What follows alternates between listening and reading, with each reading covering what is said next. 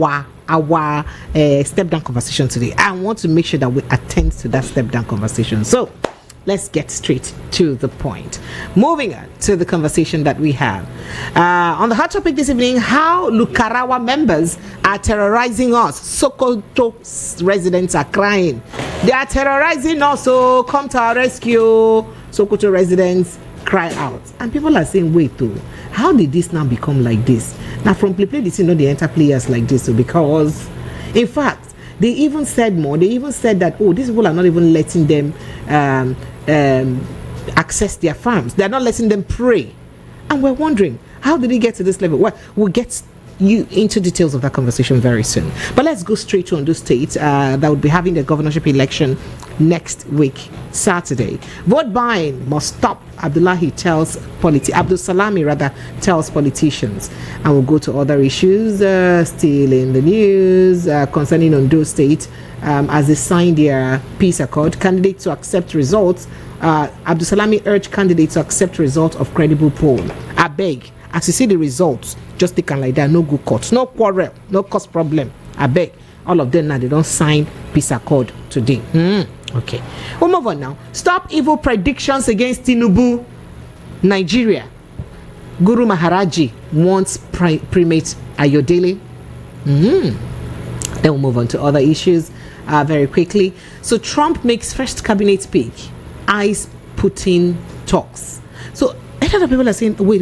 They just elect you before yesterday. Today, don't they make but our own, sometimes, even after swearing in, it take us 60 days, 50 days to make appointments. How come, Oga, your own way you did fast like this, waiting happen? We'll let you in on that and others. Yeah, but let's just take a breather from this. We'll take a break now. When we return, we'll begin to dissect these and other issues after the break. Stay with us. This is 90.3 Voice of the People FM. You're welcome to the Evening Rush. From the views on the street, we go to bed empty hunger, to the blaring horns of a hustling city. The loudest voices of the common man got a medium to be heard. This particular administration, they were coming unprepared. It's not a bad thing to renovate the president's lodge. Through top-notch programming, unbiased reportage of news, sports, business, entertainment, and cultural documentaries, Voice of the People 90.3 FM became a symbol for 21st century media. And now, a new baby is born. Voice of the People Television, VOP TV, youthful, full of vigor and pressure for excellence in the continent's media space, exposing the wrongs, applauding the rights, dissecting the news without fear or favor, through factual and accurate stories and contents. Corruption kills three things that makes a society. Representing the interests of the people and giving them a voice. Voice of the People TV is here to stay towards building a fair society. VOP TV, Voice of the People Television, truly a voice for the people. The Evening Rush with Pressures, featuring sound and informed guests across various sectors to discuss matters arising on Hot Topic Party. What was the rate of inflation, and then what was the exchange rate? Intense conversations, critical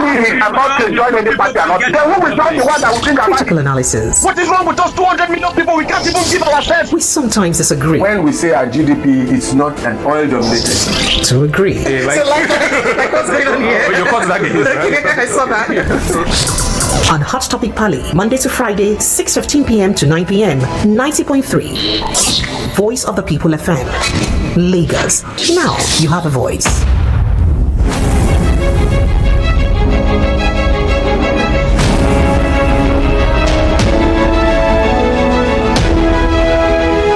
Legacy, welcome back. Now you do have a voice. 90.3 Voice of the People FM. You are welcome. So joining me in the studio is Mr. Ekene Ubi. I have my two white men. Sorry, two wise men. They're not two white men. They're two wise men in the house. Mr. Ekene Ubi, we've missed you. Oh yeah. Your people did ask of you. Thank you, man. Look, stop it. I like it. I'm so happy to be here. All right. Okay. 2 times that I haven't been here, it wasn't. They couldn't do you somehow for body. Yeah, it was. Now so we did do. I'm here. The last 2 weekends that I intended to be here, I tried my best, but the rain. But your best wasn't good enough. Well, they give you lyrics. I really tried, yes. Thank you. Last week I traveled, and then thank you. This week I'm Thank you. Thank you for being I here. missed everyone too. Thank you. Right. Prince Francis Chilaka, thank you and welcome. So let's very quickly, before we get to the crux of the issues that we're discussing, the FCT minister has actually, demolition of some buildings around Ruga area of Abuja. Residents are already protesting. We hear that over 15,000 human beings, actual people, are being displaced right now. You'd recall that late last year, at the just at the emergence of this, at the new entrance of this administration, the same FCT minister had to relocate some indigenes of the Bagi community in Abuja, who are the original residents. Citizens of Abuja community, because they needed to make way for some presidential fleets. So they were to move them and relocate them or whatever it was. I don't even know if they paid them, because most of those people, that was their ancestral home, or those were their ancestral homes. And now again, there's more demolition. But the issue now is people are complaining that why now the things are so difficult? So why are you pushing them to? And people are saying these properties that are being demolished are not even by the road. So if they were by the road, it would have been different. At least if it makes way for a public infrastructure that will benefit the entire Nigeria, our entire citizens, it would have been easier. But they're insinuating that some of these demolitions are paving way for these lands to be resold to richer people. Perhaps because the kind of structures they have there may not be befitting of the FCT. I quickly would like your take on it quickly. Okay, so let me start by saying that the way we are practicing capitalism, it's so horrible, it's so despicable, it's bad on all fronts. I mean, where the rich, would want to do anything they intend to do, they do it without giving a flip eye about what the poor man thinks. I pity people who are living in Abuja or anywhere close to Abuja metropolitan. I really pity them, because what is happening now has happened even in so many other places in Nigeria. I remember when Raji Rasaki, demolished Morocco. Good. But they had a resettlement for them. They built at least low-cost houses for them to move in, somewhere around Jakonde and then to Ikota. They did that up, and then they were able to move down there. Unfortunately, these people in Ruga who are being displaced now, unfortunately for them, there is no plan of even resettling them anywhere. That's where the problem is. It's one thing to say government comes out and tell you, look, we have all the lands, we own all the lands. Anything we want to do with them, anytime, we will just, if we want to use it, we'll use it. But the problem is not about moving them out of their ancestral land. The problem is not being able to provide them the alternative place for them to stay. And they can live where they can live forever. Exactly. Mm-hmm. So if you eject them from where they have already known all their lives, and then you want them to deal with whatever issues that comes out of this, then you're just being wicked. That's where the problem is. If they had done this thing I'm talking about, moving them to a place that is okay for them to stay and have a good life, we won't be talking about this. All right, thank you. Prince Francis Chilaka, very quickly, would like to chime in on this. It's for me, it's not about modernization. It's not about putting up new infrastructures. It's not about saying, these people, this kind of structures are not fit for the federal capital. It's about the insensitiveness of government, the cluelessness of those in power, and the fact that the people in power have failed to realize that sovereignty belongs to the people. Now, let me tell you, do you know the beauty you will have if within those new city you want to put up, there are still old structures that talks about the culture and tradition of the original owners of that area. Why is it that each time we want to put up a new structure or want to develop a new area, we decide to destroy everything about the culture of the owners of that place? So it's we're living in a society where we no longer have value for culture, we have no value for tradition. And it is not good for Nigeria. At the end of the day, when these lands are taken over, it's still going to be sold to the cronies of the minister, the president, the senators. But is it always the case? Because that's the complaint. Yes, they are the ones going to buy. Look at you talked about Morocco. Look at the stretch of Morocco. Tell me who you see there. There is a resemblance of the original owners of those lands. Not one person. So each government keep doing something that keeps pushing the people into abject poverty, and they do it with impunity. It's really, really unfortunate. This is done across the entire states of Nigeria. Exactly. So we keep asking, who owns the land? Who owns the land? All right, so let's go quickly to other issues that we have. How Lakurawa members are terrorizing us in Sokoto State. So they're at it again, this particular terrorist organization. So residents and officials of government in Sokoto State have cried out over the presence of members of the Lakurawa sect in the state, saying that they are making life unbearable for them. Now, this is just as a military just yesterday confirmed the presence of members of the group in communities in Sokoto and Kebbi State. As I speak to you, I hear that they have taken over 5 local government areas in the state so far. So it's not like it's still gossip. A resident of Sokoto, Malam Muhammad Bawuni, said although Lakurawa claimed they were protecting their communities against banditry, they are making life difficult for locals because they were imposing some laws that were not conversant with. In fact, they claim that they are protecting us against so he said that, but they are telling them to cut their hair, that they are beating them up and terrorizing them for cutting their hair or cutting their beards too. He now said that we're all Muslims. We're not against Sharia's law, but there can be a government within a government. That's what their fear is. So these people are already becoming their own government in those localities. And they just came in, with the gossip that was heard. They came in from neighboring communities just recently.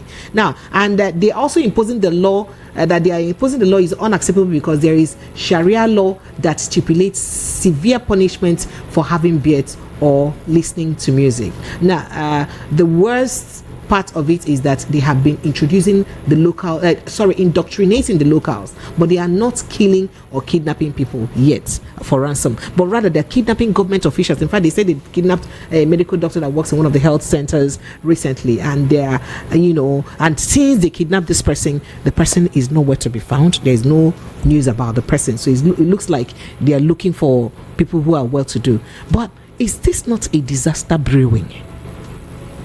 Because we are worried.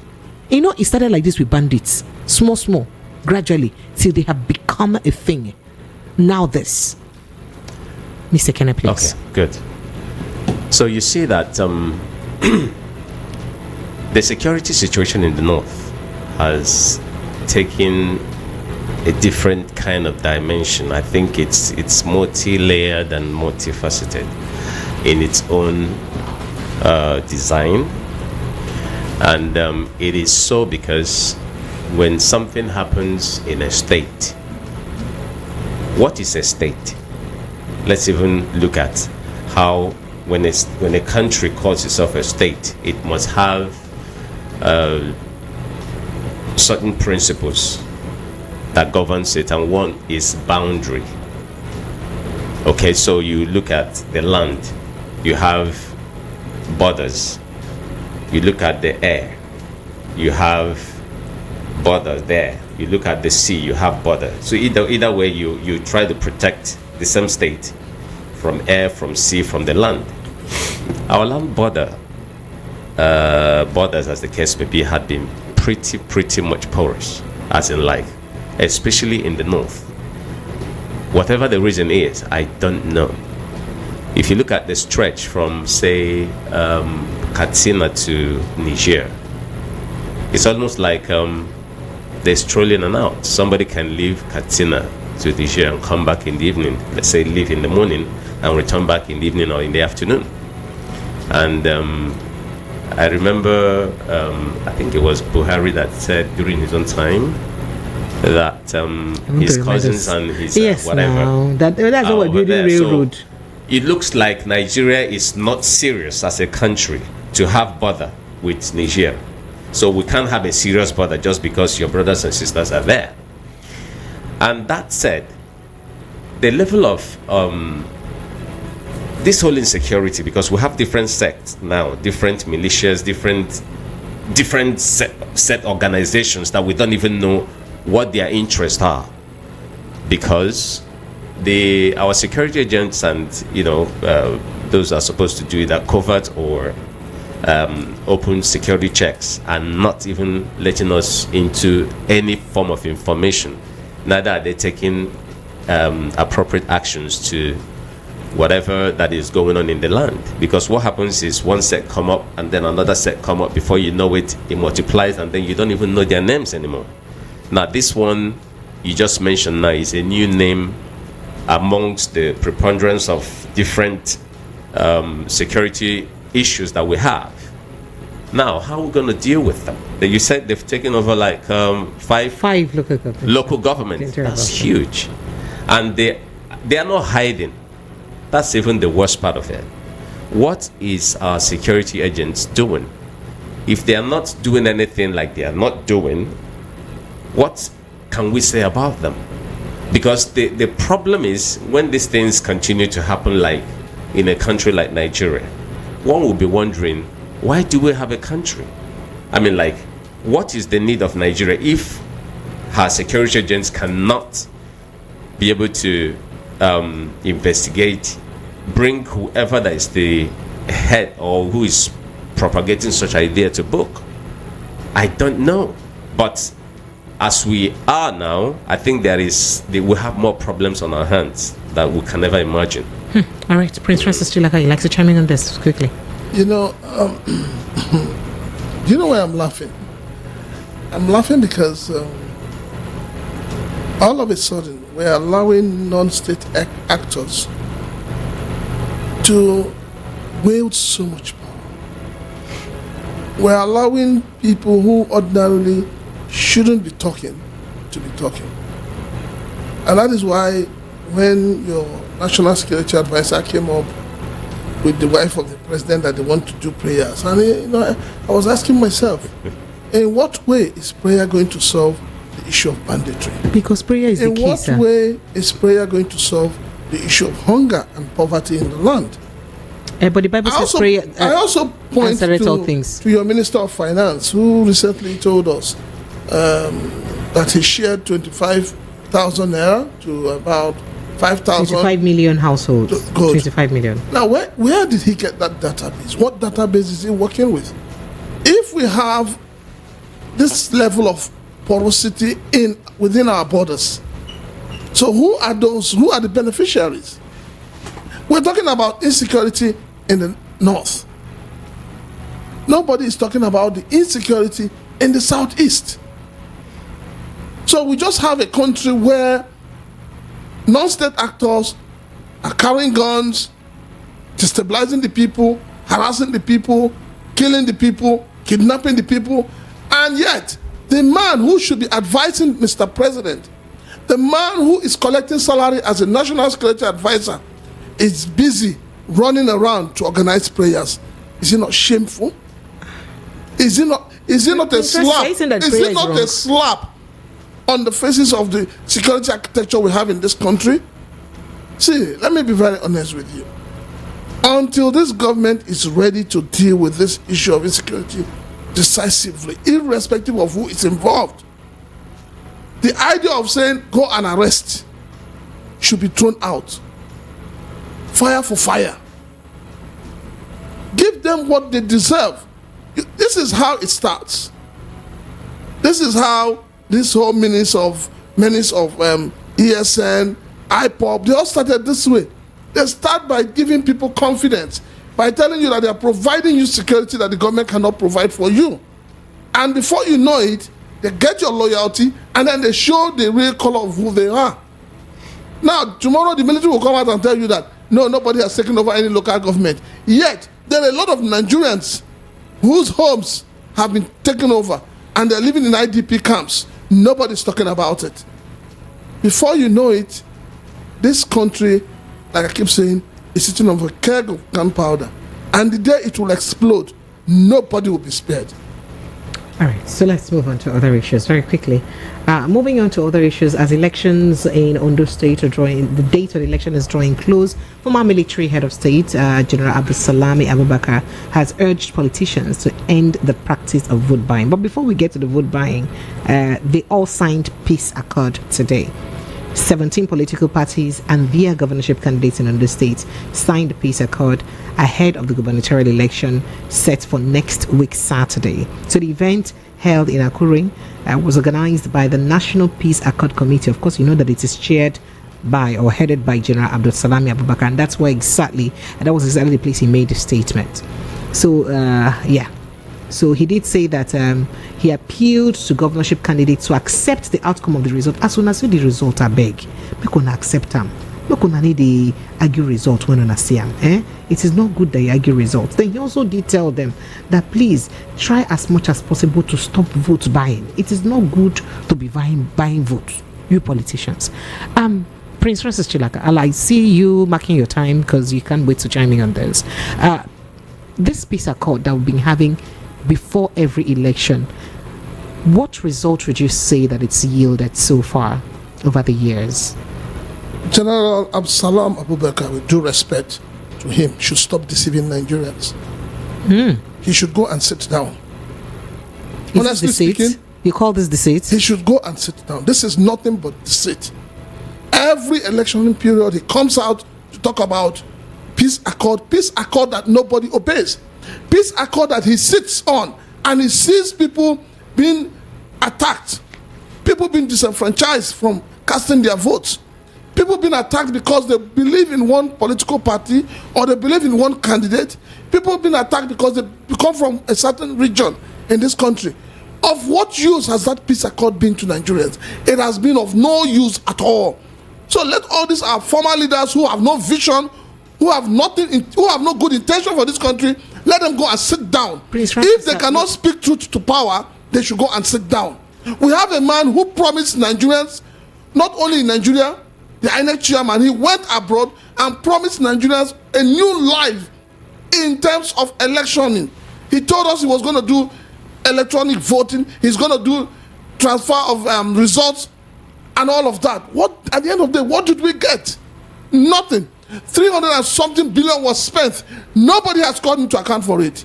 And then every time we want to have an election, he comes out and tells us peace, peace. What kind of peace? You cannot have peace in the absence of justice.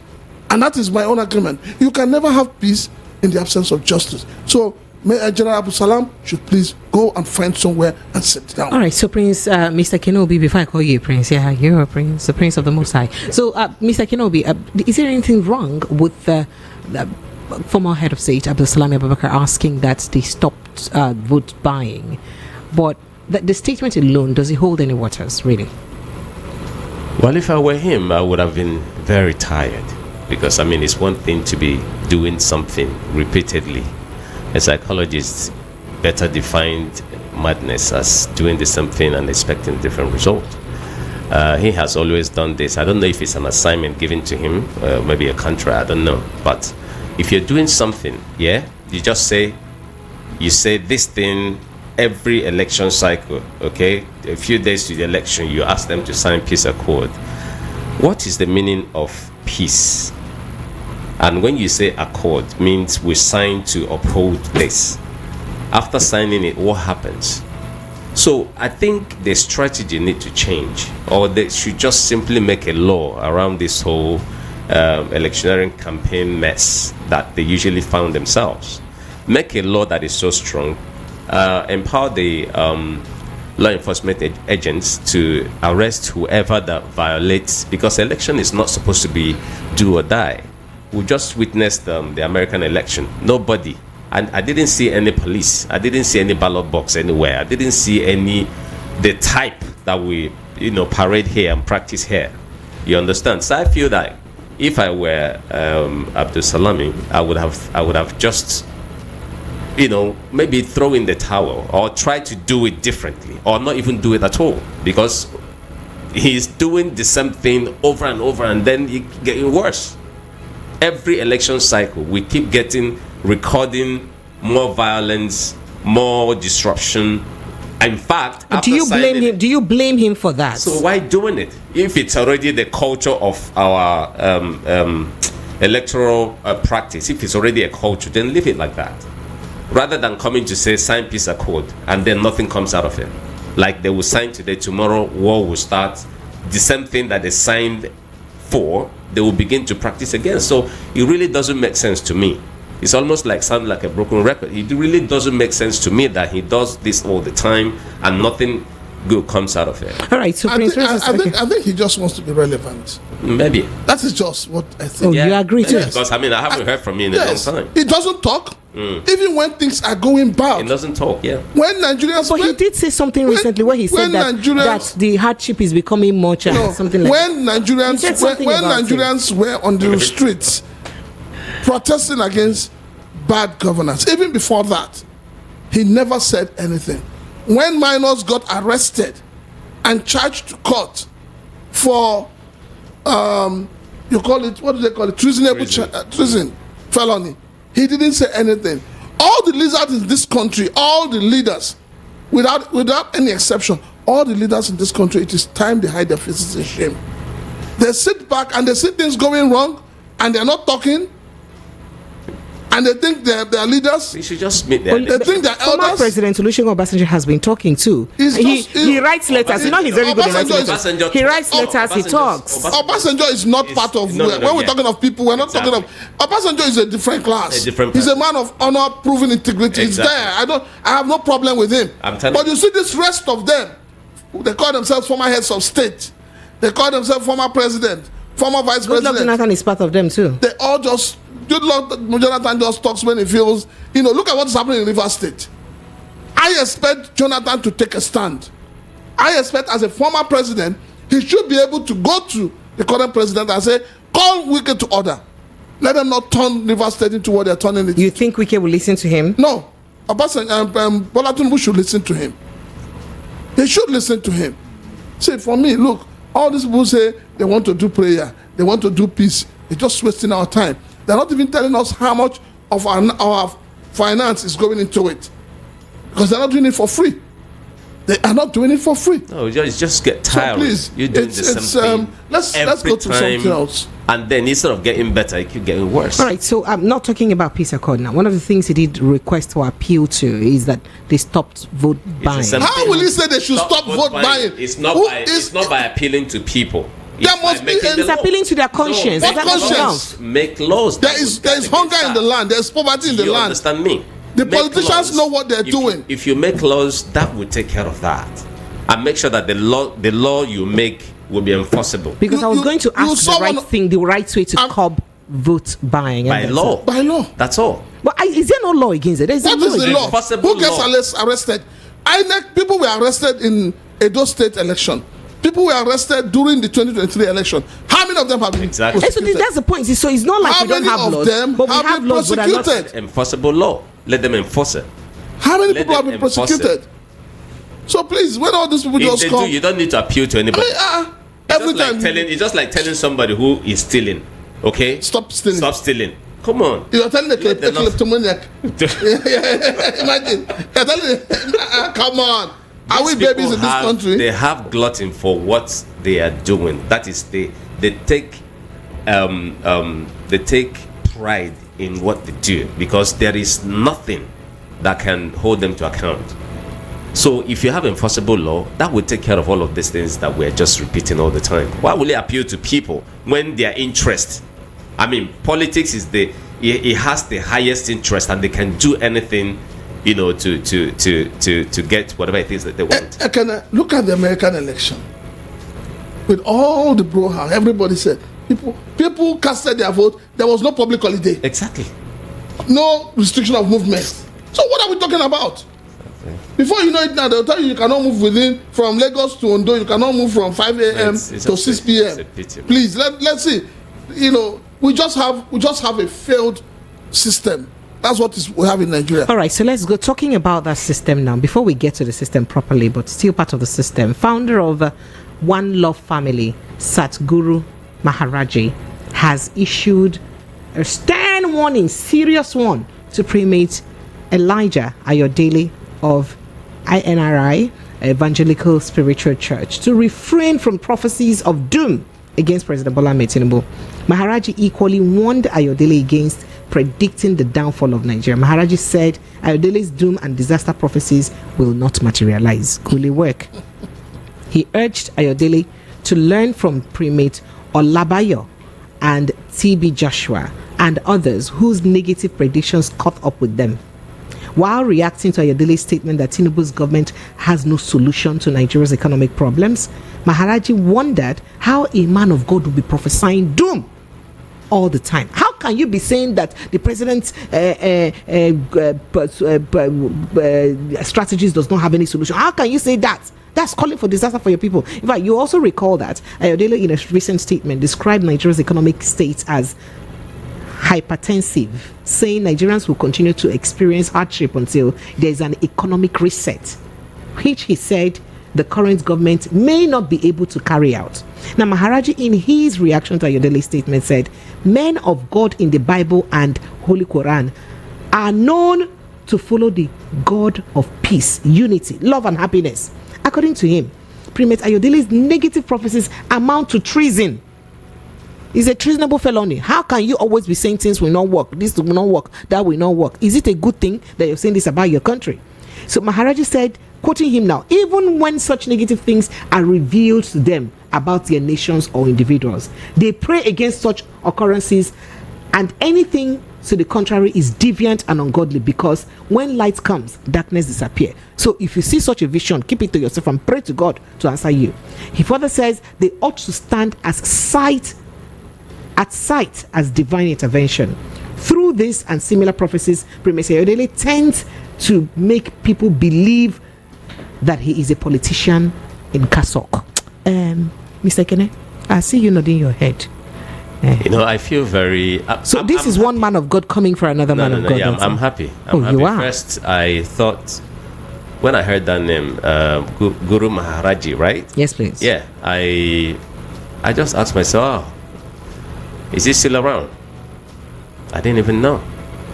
I think he has been my thinking. I think he's been asked to get up to do something for a certain quarter. You see, what Primate Ayodele is saying, or has always been saying, okay, are logical. He is talking about existential issues, okay, and by the way, I think every day these people make us to understand more what was hitherto shredded in secrecy, because religion and religious affairs before, and the understanding of God and how God works in the past, used to be something that a lot of people didn't quite understand. But you see, the more these people talk and the way they talk, if you try to gauge their thinking and their reasonability, you'll find that it amounts to nothing. So people have been able to know that religious understanding has no spiritualism in it, right? Primate Ayodele is a human being who goes to the market, who has a house, he lives in the society. If there is any insecurity, it affects him. Does it not affect Sadhguru? No, it doesn't affect him, because he is talking like he's not part of us. No, he's saying they should not be. If you see those prophecies, don't say it. Pray against it as a man of God. That's what I said. It's not prophecy. It's about the things that he is. I said it's existential problem. Oh, okay. And if it's existential, from experience, that means you are seeing what you are attacking. Okay. If you look at somebody's policies and you think this can't take us anywhere, all right, saying the truth in his own opinion, it doesn't amount to any form of prophecy. Or if you see any kind of thing like that, then he calls it prophecy, you should pray against it. No, we've been praying in this country for a very long time, and nothing has changed. And I've never seen any country where prayer changes anything. I mean, in terms of the things that man rules or man creates. If it's anything spiritual, then God can be involved, no problems at all.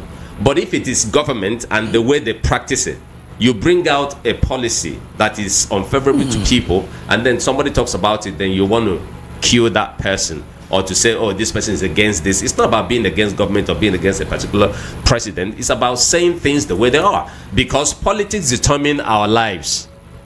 Politics is a big deal. Everybody. So are you saying that it's okay for men of God to critique or criticize? Yes, because they are part of us. Leaders. They are human beings. They go to the market. They suffer the same thing we suffer. That's what I'm saying. They are not spirits. So if they are saying things, by the way. But they are men of God filled with spirits. No, the guy that liberated the American blacks, Martin Luther King, was he not from a Baptist person? He was a church person. Do you understand me? That you're in the church or in a religion doesn't keep you away from what is happening in this. In fact, that is even a very good platform for you to be able to carry out a change. But here, they just want those who are into religious practices to be on one side, don't even meddle into politics. I say politics for some people. Yes, we have core politicians, but every member of the society is supposed to be politically aware and know what politics is. That is how it's supposed to be. We've left it for politicians to handle before, and you can see how they've been able to ruin lives in Nigeria, in Africa. So people need to get involved in politics, because whatever policy decision that they take, if it's wrong, everybody's lives will suffer. If it's right, then people can enjoy. Because how will you practice representative democracy, where you send somebody to go and represent you, make policies that will better your life, and then he goes there and does something contrary, and then you think your life will get better, and then they ask you to go and pray? It doesn't make sense. It really doesn't make sense. So Guru Maharaji, I think he must have been, I don't know, whatever they gave him to speak against this particular man, because what Ayodele is saying is practical reality. It's existential. There's nothing wrong with it. All right, Prince Francis Chilaka, very quickly. We claim Nigeria is a secular state, but yet men of God will not know their place and remain in their place. They keep trying to outdo each other when it comes to the things of governance. I can remember vividly well that this same Guru Maharaji, at a point in time, spoke so well about the Buhari administration. And today we all know that Buhari administration is a colossal failure. He has not come out to apologize to Nigerians. And this is where I have problem with all these men of God. When they wake up and they see vision to either support or not to support, and then the vision they see becomes blurred, they don't come back to tell us, oh, sorry, I didn't see well, I didn't receive the message well from God. We need to get to that level. Unfortunately, a lot of Nigerians are gullible when it comes to religious issues, and so people don't think straight. There's a difference between a prophecy and the things you see practical happening on the streets. And I would say that Prophet, what's his name? Ayodele. For me, he wasn't giving a prophecy. He's just talking about the reality of what is happening around him. So is that wrong? I'm coming. Okay. He's just talking about the reality of what is happening around him. So it is completely unacceptable for anyone to criticize him for saying that. A lot of people have been saying, this government has no direction. This government seems to have no vision. This government seems to have no driver. So if he comes to say that people are suffering pressures, you need to go out there. A few days back, I went to a shop and I saw a bag of rice for 95,000. I went to the same shop yesterday. The bag of rice has gone to 105,000. And then you're telling me somebody should not talk. Somebody should keep quiet. See, Guru Maharaji, you've been very comfortable on that your Ibadan Expressway, that you are there. Stay there and be comfortable. You do not understand the reality of what Nigerians are going through. All right. And when we say don't criticize the government, we are the people. We put them there. We gave them the power. We must be able to checkmate them. And that is why I keep saying we need institutions that will work independent of who the president or the governor is. All right, so let's move on to other issues. Now, why this conversation is interesting, let's go on. It's about Donald Trump. As US President-elect Donald Trump made his first cabinet appointment yesterday, Thursday, following his decisive election victory. Now, signaling his intent to shift away from the outgoing administration's policies, including by seeking talks with Russian President Vladimir Putin.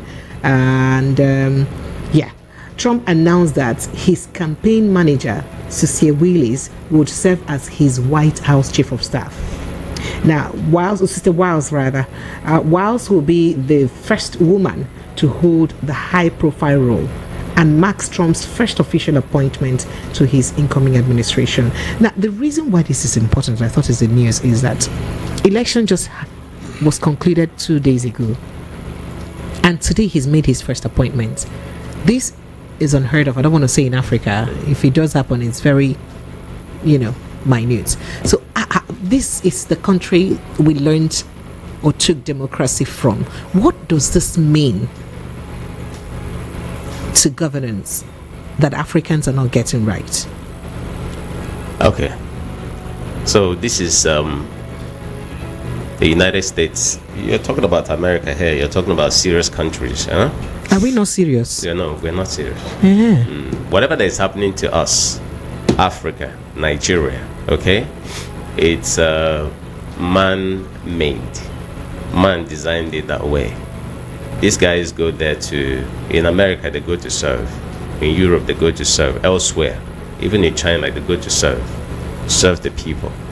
All right, but here, politics is the biggest business that people decide to go into with the intention of making it big.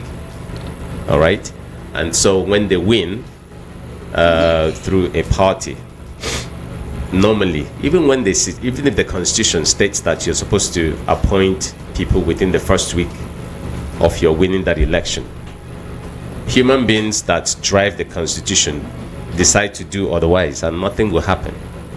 So if Trump had done this, he's not the first to do it, because usually if you say you're going to serve, it means that you've already prepared your mind, and prepare your mind with people that will run the administration with. Okay, you look at capable hands, you would have identified them even before you begin to campaign, because that's how it is. I mean, everybody gets prepared. So that's how it is done.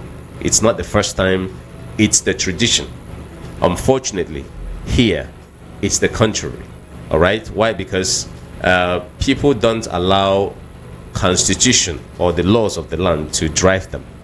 All right? They drive those institutions and the constitutional book. They drive them. In other words, whatever that was written in the constitution, they don't look at them. In other words, they look at the government as their own personal business. So whatever that was written, that is a law, they don't follow it. That's the difference. No matter how big you think you are in the Western world or in America, the constitution will drive you. You must do things according to... So that means there's a system that keeps you in check. It's already there. Nobody... When Obama, won the election, is something. Even Joe Biden is something. It's a tradition already, to show that it shows your preparedness. It shows that you're ready. It shows that you know what you want to do.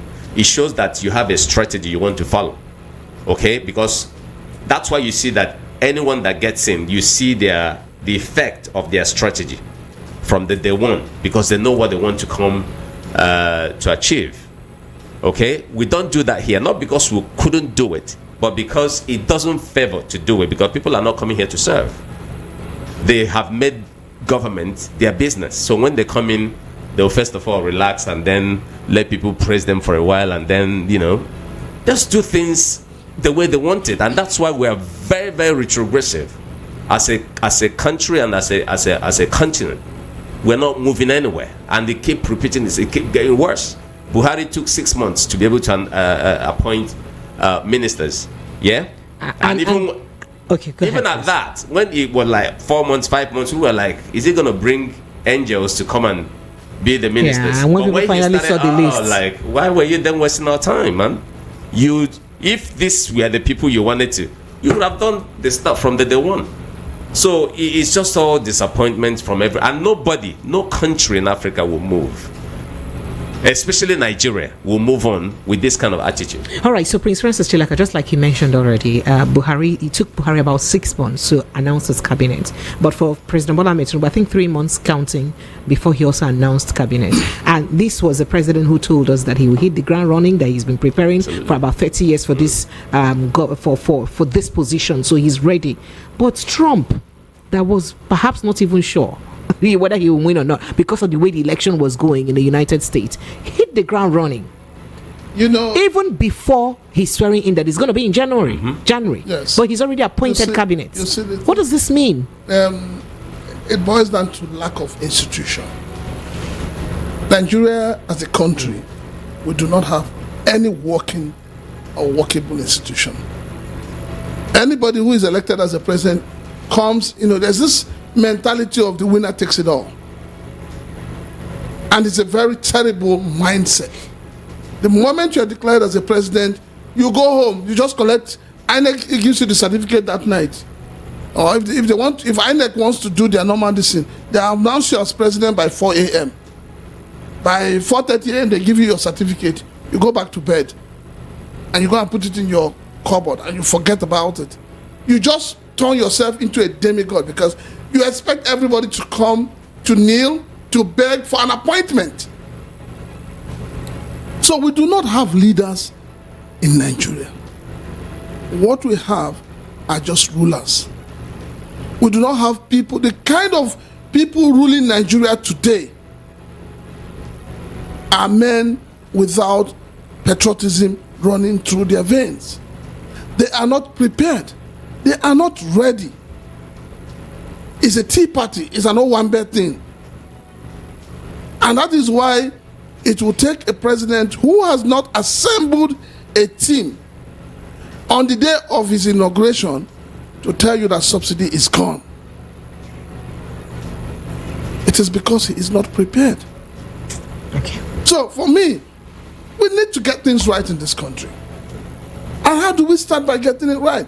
We start by looking at our electoral laws. We start by looking at the same one that we just changed last year. What you change is nothing. You didn't change anything.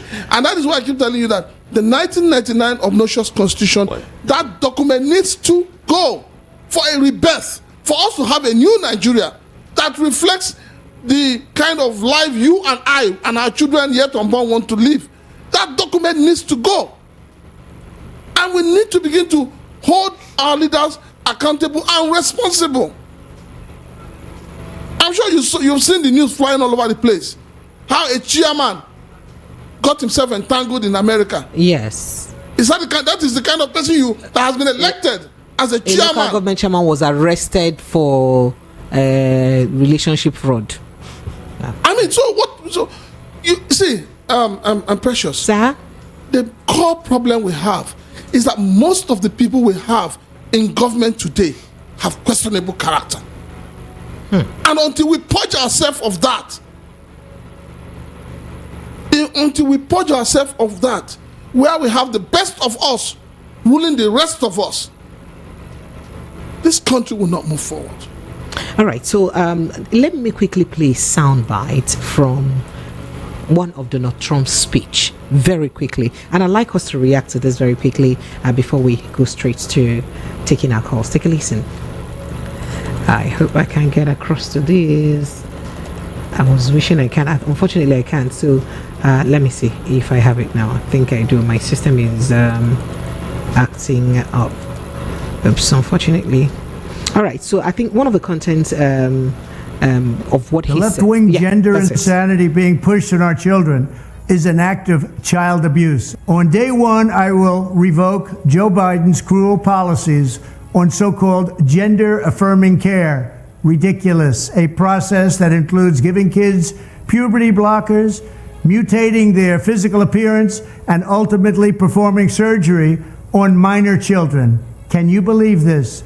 I will sign a new executive order instructing every federal agency to cease all programs that promote the concept of sex and gender transition at any age. The Department of Justice will investigate Big Pharma and the big hospital networks to determine whether they have deliberately covered up horrific long-term side effects of sex transitions in order to get rich at the expense of vulnerable patients, in this case, very vulnerable. We will also investigate whether Big Pharma or others have illegally marketed hormones and puberty blockers which are in no way licensed or approved for this use.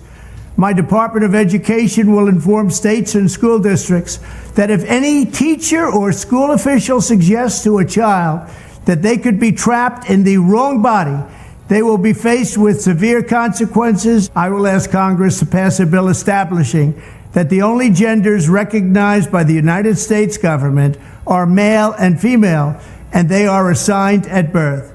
The bill will also make clear that Title IX prohibits men from participating in women's sports. No serious country should be telling its children that they were born with the wrong gender, a concept that was never heard of in all of human history. Nobody's ever heard of this, what's happening today.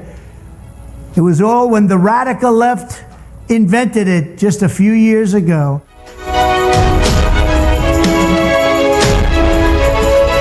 All right, so like him or hate him, he's been consistent with the things he says he would do. He says he's going to push that he would have the largest deportation in history, that he's going to deport all the blacks from the United States. But speaking to this conversation, the reason I thought to raise this up was because it's becoming a bit of a worry, because this was almost being driven down to Africa. You saw what happened in Uganda last year when Uganda passed the anti-gay bill, and the US, Joe Biden and the US government generally said they were going to cut aid from Uganda. And of course, so African countries, because of the aid that they get from the United States, are beginning to be wary of it.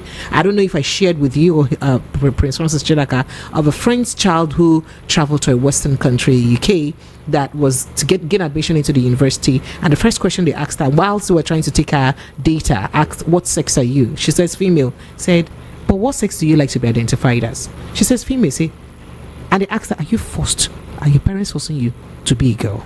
You know, stuff like that. So, you know, the laws that are being passed in the United States where you don't even have the right to even affix a sex to your child anymore. And then if you force your child to perhaps indicate as a sex, it may be a problem, and they may get a lawyer against you and all of those in some of the states. How do you see Donald Trump's immediate swift reaction to this? Okay, so okay. No. You want to go on? Okay. Donald Trump has not shifted his grounds. He's been consistent. Yes, he has not. And this is when you see, forget everything everybody has said about Donald Trump. When you listen to Donald Trump talk, you know a leader is talking. You know a man who is ready to roll with the pigs, ready to roll with the dogs, ready to roll with the people is speaking. This is leadership. You don't say because you need aids from foreign nations, you throw your culture, you throw your tradition to the dogs. Oh, he even mentioned that God created only two sexes, a male and a female. Yes, which is it's going to be like that. Which is true. And you know that in so many other documentations these days, you have there are too many sexes you have to affix. You have to choose. So there has been an aberration. You see that as an aberration? It is an aberration. Okay. But I'm happy somebody is thinking out of the box. I'm happy somebody is going to. That is why you have the likes of Bobrisky. But it is. That is why you have the like of Bobrisky moving around in Nigeria and nobody cares. But it's a lot of Nigerian young boys, young girls today don't know who Bobrisky is. Is he a boy? Is he a girl? And a lot of young people are copying it. Okay, so I am totally in support with Donald Trump. This is where I keep saying that we have lost touch with our religious institutions.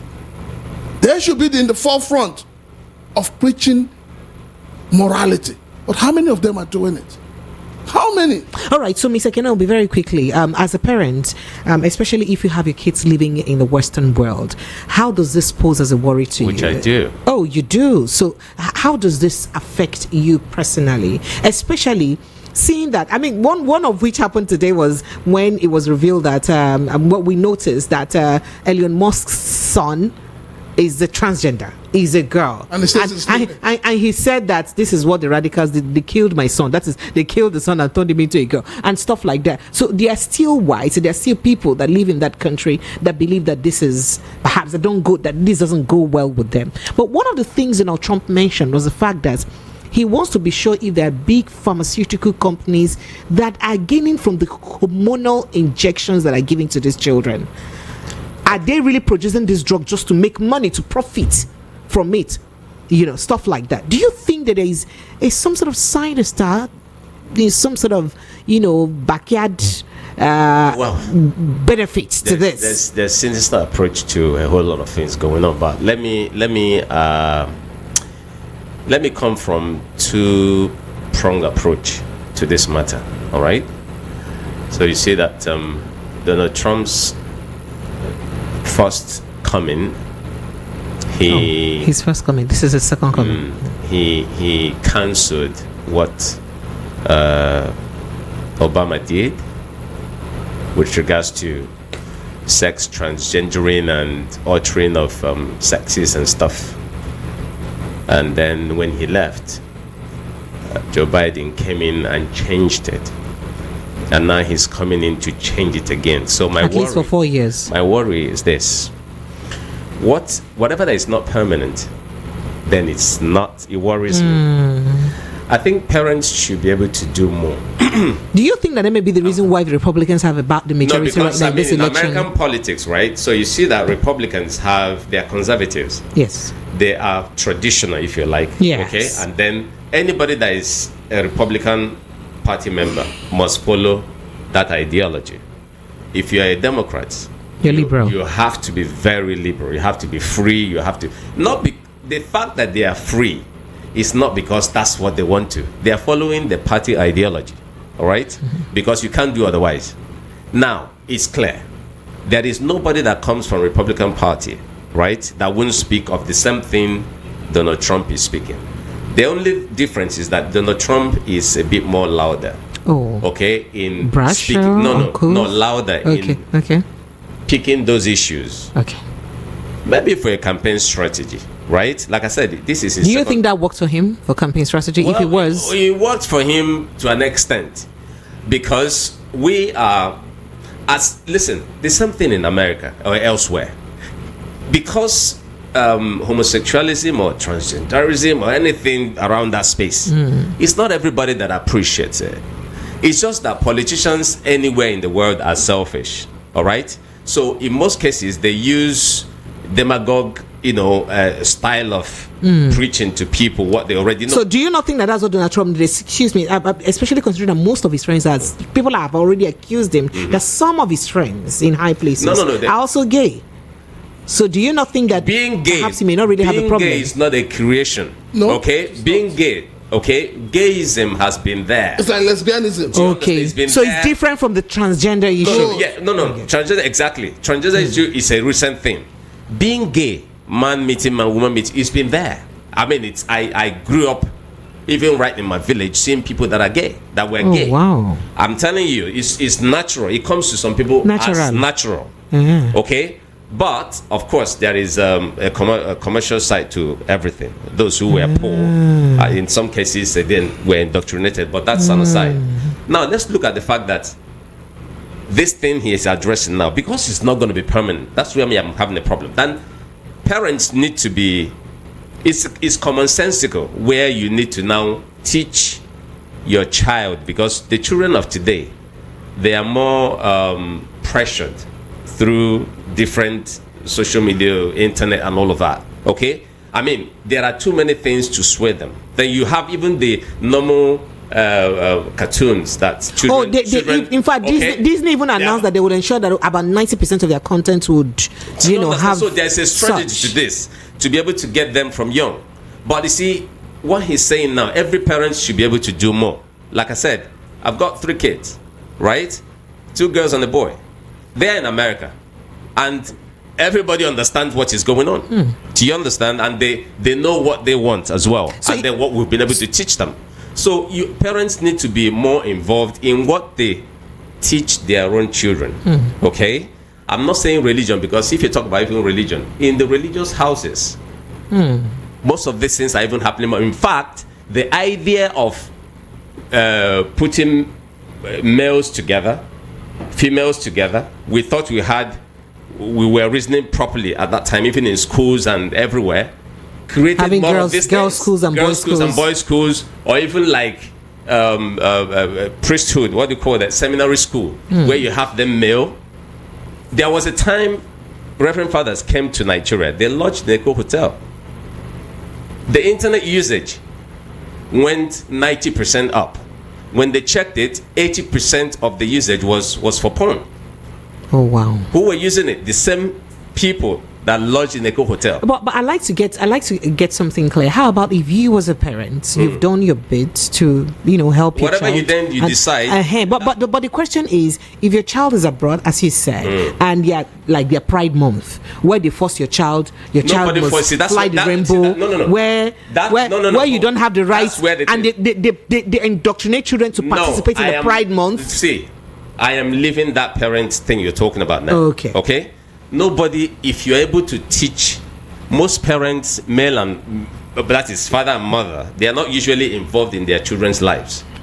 But I mean actively involved. Okay. Because you need to teach them with the current informations there are. And not to say, in our own days, you need to be current with what is going on. Okay, God helping you too. But you see, the kind of kids that we have, we've been able to let them into everything. Listen, life I've even used animals to describe what nature is. That every animal, every plant is created male and female. Do you understand me? So it's just a choice. If you decide to make the other choice, it's all on you. Well, you would have done your part. But you see, don't tell me that, the child gets into school and then the school begins to pressure you to do what? That means you don't have any knowledge at all. So it's very easy for anybody to convince you. So if the parents had done their bit at home, do it's your difficult bit. for Let that confidence to be there. Let them know who they are, and then so that when they go out there, it will not be easy for anybody to just tell them anything and then they just believe. Okay. We need to also understand peer pressure. No matter how much you do as a parent, you cannot rule out the effect of peer pressure. I didn't say it won't work. I didn't say peer pressure is not there. So, you eventually, I said do your bit. Whatever it is that anybody becomes in future, at least you would have done your own. You would have justified your conscience. This idea of you telling me that a child goes to school and then they'll begin to... The children comes back and like, this is what is going on in school. But we said no. You get what I'm saying? Because if they can convince you easily, then that means the parents should be held responsible for not doing what they should. The children that are doing this sex change starts from 7, 8, 9, 10. Do and you some understand? of them grow up to even regret it and say they didn't want to. So who did that? All right, thank you. Legacy Online is open. Let's begin to take your thoughts and reactions on the conversation so we can do our step down today. 0700 903 903 903. That's the number to call. That is 0700 903 903 903. You can call the WhatsApp line on 0817 175 6338. 0817 175 6338. That is the WhatsApp line to call, while the direct line is 0700 903 903 903. Let me run you through the hot topics that we've had so far just before I begin to take your calls. On the hot topic this evening, we told you that how Lakurawa members are terrorizing us. Sokoto residents cry out, and they said that they even stopped them from praying and gave them time frame to harvest their crops. In fact, at the deadline they gave them to harvest their crops today Friday. All right, and we also told you that the Ondo State, Ondo election, 17 parties candidates signed peace accord for credible, peaceful election. And still about Ondo State, stop vote buying. Vote buying must stop, Abdul Salami tells politicians. And then he also says candidates must accept all credible polls. You must accept not the stop over polls, the election we don't happen. Stop evil predictions against Tinubu, Nigeria. Satguru Maharaji wants primate Ayodele. Stop it. It's not good for us. And I also told you that Trump makes first cabinet pick, eyes Putin talks. All right, that is looks at talking with Putin and all that. That's the hot topic. Those are the headlines that we're extraying this evening. 0700 903 903 903 0817 175 6338. Hello, good evening. Yeah, hello. Sir? Pleasure. Sir? Well done with your guest. Thank you, sir. You too, well done, sir. Yeah, my name is Jerry. I'm calling from Amodofin. You're welcome. Go ahead, sir. Yeah. I hear you people are right because what you're doing is a kind of educating Nigeria, educating and enlightening people. Thank you. It's not just a direct news. What you are doing is enlightening. Thank you, I very appreciate that. Thank you, sir. Yeah, talking about coming to our topic. Like yesterday when you tweeted about this issue of new terror group. Yes, please. Yeah, when Barrister Badalasi was saying they are now 5 groups there. I tried to call it slightly, but I couldn't get through because that's the group. The group in the north is not 5. They are 8. 8 groups like this now. 8? How? And I'll call 8 groups, and I'll call the names now. Boko Haram. Fulani Killer investment. The ones that kill. IGC. Which one is IPC? Which one is IPC, sir? There's the ICC, there's ISWAP, there's the Ansaru, there's Ansaruddin. There's Salam. The Ansaruddin, is it not part of the Boko Haram? No, this is different group. They are 8 in number like this. They are 8, and these 8 are in one ideology. And what the ideology is colonization. They are working in the same ideology. Even this new one, they are all in one ideology. They are working in one purpose. So that's number one. Talking about Trump, you see, when Trump talk about deporting, I know some people actually take it as a racist statement or as a racist man that they want to deport the foreigners. But there's something Trump said before. He said that he wants people to go back to their country, to go back to the country to develop their country. He wants people to go back because this man, when you watch Trump is not. Trump really want people to excel. He said people should go back and stay in their country and develop their country. If your government is corrupt, you fight and make sure you correct the mistake. Build their country to be even more better than America. Go back to their country. But I hope you know that. I hope you know that his father and mother are not from America too. He has a country where his father and mother are from. So at the end of the day, he's still the same immigrant that he's accusing others to be. His grandfather, his grandmother, they are also not from the United States of America. What I'm saying that he's talking about people coming to America, people coming to America to seek for green pastures. That is it not the same way his own grandparents and parents came to seek for greener pastures too? Is it not the same way? No, that's what I'm saying here. He wants people to actually make work out their country, make their country better. He wants people to make their country better. All right, thank you so much. I appreciate you. So Africans should go and make their country better, eh? No, but see, if you ask me, I appreciate you. Thank you, sir. If you ask me, it's the right thing to do. If you ask me, but that doesn't take away the fact that 90%, in fact, 95% of the American population are still. No, let me finish. Let him finish. This is what I want Trump to do. Any African country that is not democratic, that is not providing infrastructure for their people, should not be allowed into America. The leaders should not be allowed into America. But he's not touching the leaders now. He's touching the poor citizens that is what I'm saying. It is the leaders. If Trump wants to work the African countries, let him start with the African leaders. All right. So you want to say something, Mr. Kennedy? Politics is a very, very interesting thing, right? Awesome. And I love politics. I love it. I love to talk. I love to talk it, not to be involved. In the sense that there's what we call rhetorics, right? You see, these guys, they know what they're doing. Like I said, he's been there. His first coming, he didn't quite. The only people he has problem with, sorry, people who came in illegally. He said illegal migrants are the people he has problems with. If you look at, there's a place called El Paso near Texas. Yes. That's the border there. The people that come your Mexican brothers. The not Mexican people, basically, per se. Not all of, because, I mean, that's the Mexican. I don't want to tell you what I know, but it's okay.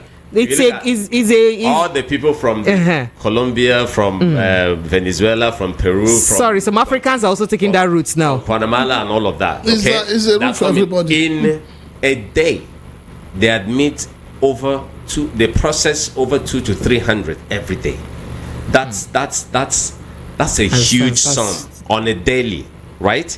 Those are the people, and then when they come in, you know, they don't know how to speak English. They will go to resettle where their people are, and then the only business Spanish. They could do is either drug or gun running and all of that kind of stuff, and that messes American society up. This is the thing this guy is saying. But the other side, the Democrats, okay, as much as they're trying to manage whatever it is, even if you come in, eventually you get your paper, they have more voting capital. Do you understand? So that's where the problem is. So these other people, I mean Republicans, when they take over office, they tend to, you know, not put to a stop, but cut it to size. So Trump will not, all of those things he's saying about black people, except you're an illegal president, nothing. Even his first time that he was there, how many people did he deport? So these are words that, you know, let me just win the election. He's won the election, now you see what's going to happen. That's why if you follow his campaign trajectory, it's always, let's take our country back. That is what kind of stuff. Americans and by that mistake he made in the first, he will never make it. He would not. All right, hello. Evening, Akuchinyere, how are you? I bless God, ma. My phone tripped off yesterday when I was but I made your announcement yesterday, and I'm sure some people would have reached out to you later. Please, we're just starting the show, okay? I made your announcement yesterday, and I made sure to call your number over and over again for people to reach out to you. All right? And I'm sure they will. Ma. All right, then. All right, ma. Thank you. All right, take care. Bye. Okay, phone lines are still open. 0700 903 903 903. I don't know why I'm having issues with my WhatsApp line. I can't take WhatsApp calls. Hello, good evening and welcome. Hello. Okay. Hello, good evening. Hello, Precious. Good evening. Good evening, welcome. Yeah, I greet all of you in the studio. We greet you too, welcome. Good evening. Yes. I'm Sam, although I'm on the road now. I just want to comment small on because somehow it annoys me whenever I'm listening to this program. Maybe people will be saying, what is the president doing about this matter in River State? Can't he do this or can't he do that? But I just want to let everybody know that I believe what Wike is doing in River State is playing a kind of God-fertilizing pattern of politics or something like that. And the president that we are expecting to call him to order, I still believe in politics, that is his area of specialization. Because we don't hear it much in Lagos here because it's a big man that the people that he put in power, especially as governor, and not follow him to do what Kubara and the weekend see. So, in that case, I don't believe that he can do anything in River State because I still believe vehemently that he's enjoying what is happening in River State. And if he is not taking, I believe the president will be advising him on how to handle that matter clearly so that Kubara can be able to obey him as somebody that is taking into power. So, that's the way I see it. So, I don't know, maybe we should just forget about that matter and think the other way around. Because like I said, there's nothing the man being the president can do about that matter. He's enjoying it. I believe thank you. You're entitled to your opinion. I appreciate you. Yeah. Thank you. Thank you so much. Okay. This is just to apologize to my WhatsApp callers. I see all of you trying to reach me, but unfortunately, I can't access my WhatsApp calls. This has been happening for a couple of days, and I'm certain our engineers would work on it as soon as possible. Hello, good evening, and welcome. Hello, Precious. Sir? Good evening. Welcome, sir. Precious, it's just from Bariga. You are attacking Trump. You say Trump is not a visitor in this thing. I was not attacking him. I'm just stating what is the obvious. Did I lie? All of us came to Lagos. Did I? Did I lie? But I'm not a Lagosian now. I still came to Lagos. I'm not a Lagosian. Can you hear me, Joe? I lost you. Apologies. Hello, good evening and welcome. Hello, good evening, Precious. Yes, you're welcome, sir. Yeah, and I greet the white men in the house. They can hear you. They can hear you. The lady that just called down. I heard yesterday. If somebody can what is his name? He called a large program in the afternoon. That they want the latest number in order to assist. So please, you can call the number again. Okay. You understand? Okay. All right. Thank you. God bless you. Thank you This is so my much. first time of calling your show. My bell is very far from me. I would have just given you some bell, to ginger you, Okay. Thank you. Right. Thank you so much. Yeah, thank you for calling. All right. Okay. All right. So the lady that called, her name is Akochinyere. She has a visual difficulty. She's experiencing visual difficulty. So I think when she narrated that story, she said it was where she was in a village. Someone slapped her, and the eye started giving her issues from there in her eyes.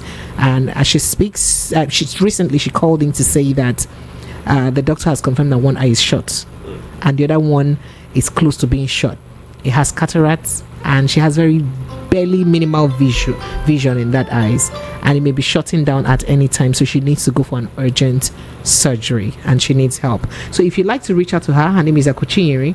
Is 089, her number is 0916 9385932 0916 9385832. I do hope that I'm correct. That's her number.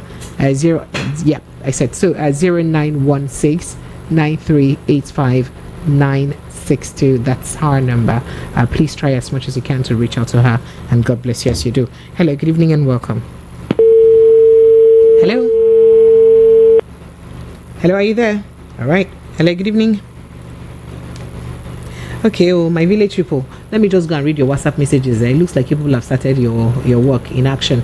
All right, so this message says the northern elites, like ex-head of state, ex-president and politicians as a whole, should continue to muster there in the north and be turning blind eyes over it until the monsters will start attacking them in their homes, and by that time nobody will be able to save again. Chinemere sent in that, and he says, hi Precious, greetings to you. Please, if you could send me your email address, I'd like to share something with you. Thanks. My email address is preciousleCious@gmail.com. that is PRECIOUSENYITV. Letter T and letter V, all in small letter. So very Precious. Yes, sir. I wanted to say about very Precious. Yes, sir.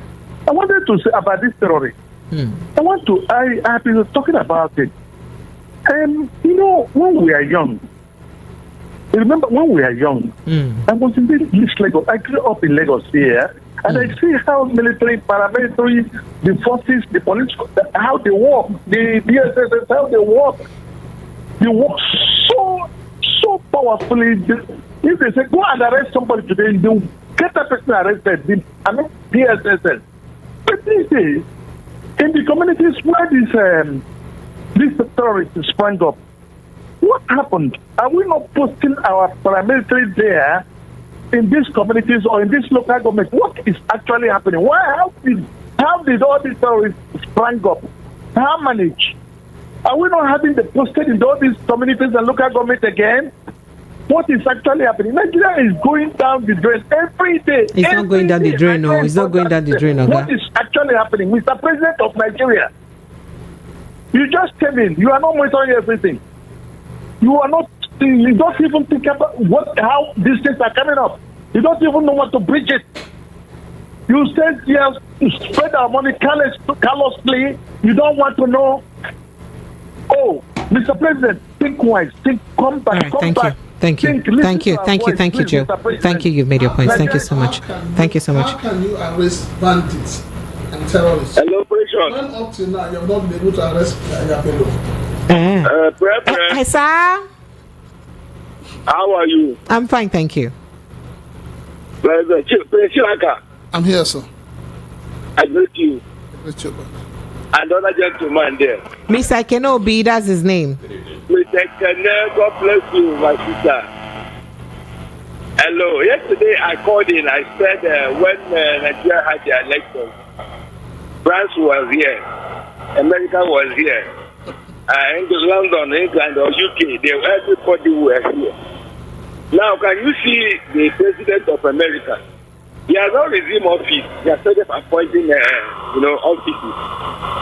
This is a president that is ready for leadership. In this part of the world, our country, Nigeria, we are serving our leaders. Instead of our leaders to serve us. Tito said during the campaign, he said, I'm coming to serve Nigerians. No Nigeria is serving me.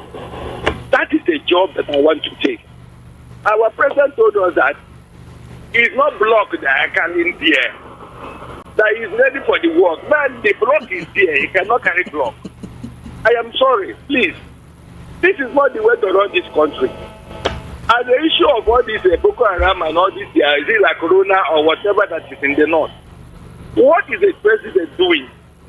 Instead of that, he packed all the military, the paramilitary, whatever, and pushed the east.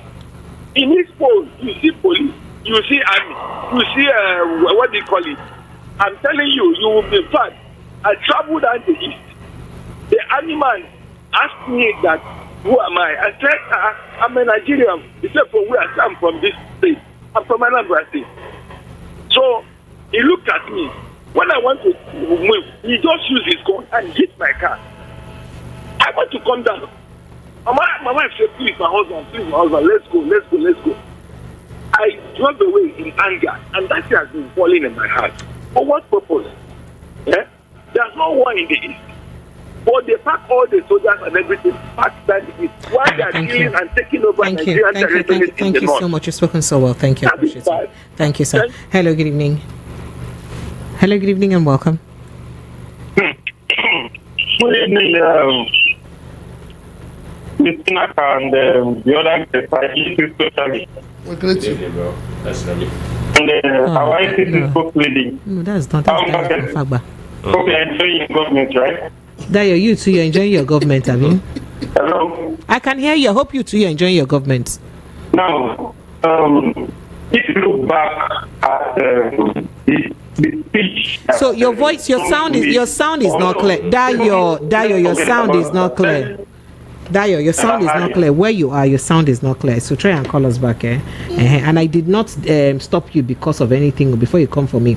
Okay, so this message is coming from Momo from Jakonde Estate. Isola. It says, on the issue of the FCT minister demolishing the houses of the citizens in Abuja, in the UAE, the instance the government does this. Okay, for instance, in the UAE, for instance, the government does the same whenever they have interest in any area. But the difference here is that the UAE government will create a resettlement location. That's why the government in UAE pays her citizens and give them other social benefits.